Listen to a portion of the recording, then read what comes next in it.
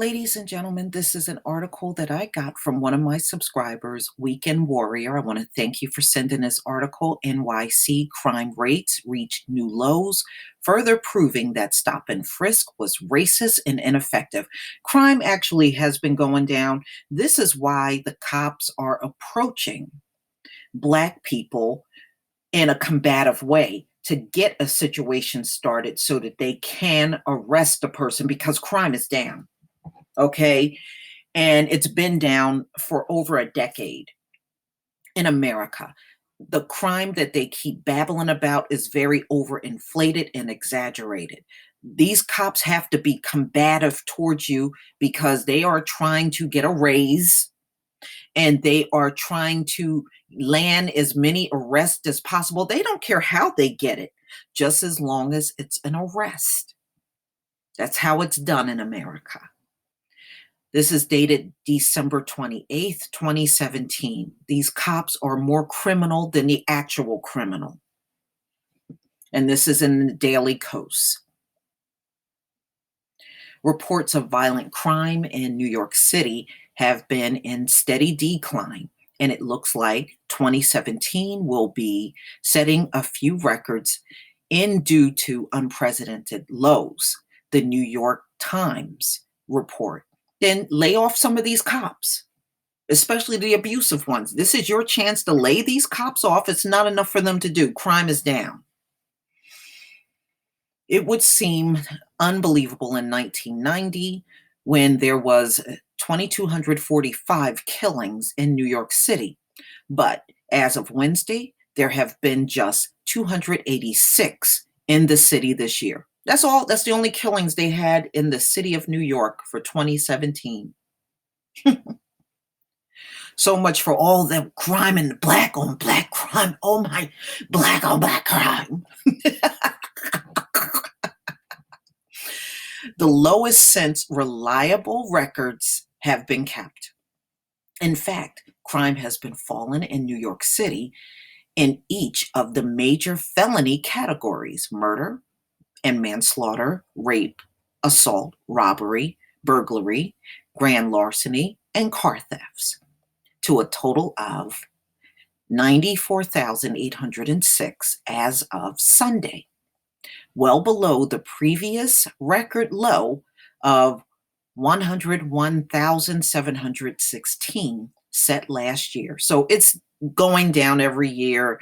Like I said, this is why the cops keep approaching, especially Black people, in an aggressive way, hoping that you will react so they can take you down to the ground or shoot you.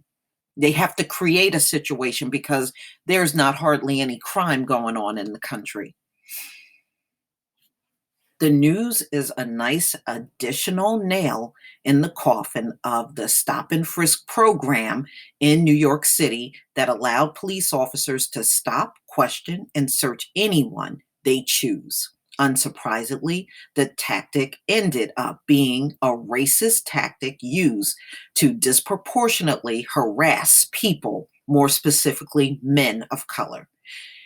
Its defenders tried to justify it by saying it made the city safer. However, it's clearly not the case. So crime is just down. It had nothing to do with stop and frisk.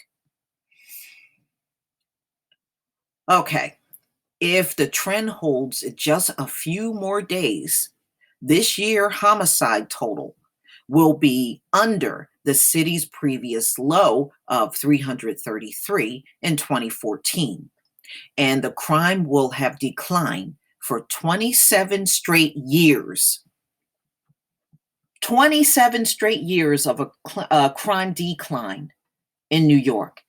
And these people are worried about some goddamn stop and frisk. No, they just like doing that to us and then trying to make a big deal out of it as if the people that they're stopping are some criminal or potential this and potential that, and it's a load of bullshit. To levels that police officials have said are the lowest since the 1950s.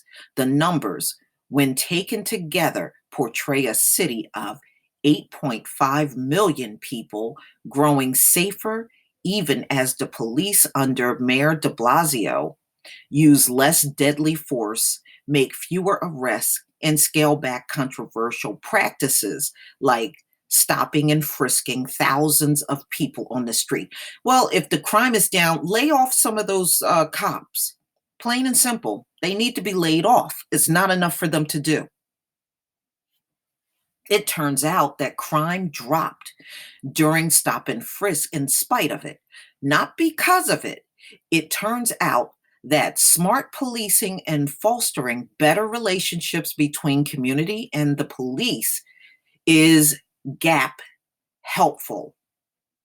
The continued declines are a boon to Mr. de Blasio, a Democrat elected on promise of police reform, promises that prompt warnings of mayhem to come by his opponent in 2013.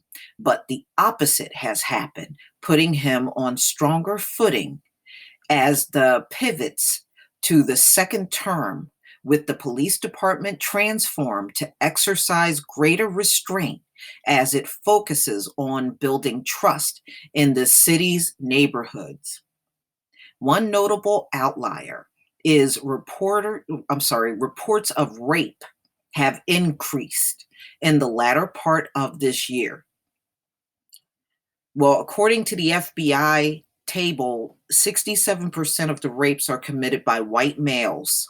However, that isn't necessarily a bad thing. Rape is vastly underreported, and an increase of reports could be a reflection of more victims coming forth in the post Me Too era. So there you go. Crime is down. So in a city of 8.5 million, there were only 286 killings in the city of New York in 2017. So there is no need for these cops to be going around, going way over the top, shooting people, choking people out, and doing all the shit they were doing. It's unjustifiable. That blunt force is unjustifiable, ladies and gentlemen. Please tell me what you think. Please leave your comment and subscribe, and don't forget to hit on that notification bell. Please join me over on Black Junction TV and blackspot.com. You will see the links in the comment section. And again, ladies and gentlemen, this just go to show you all along, this has been steady for 27 years. So all along, these cops have been overinflating, going all over the top, being violent, and kicking up dust to start a situation instead of de-escalating it. Peace, family.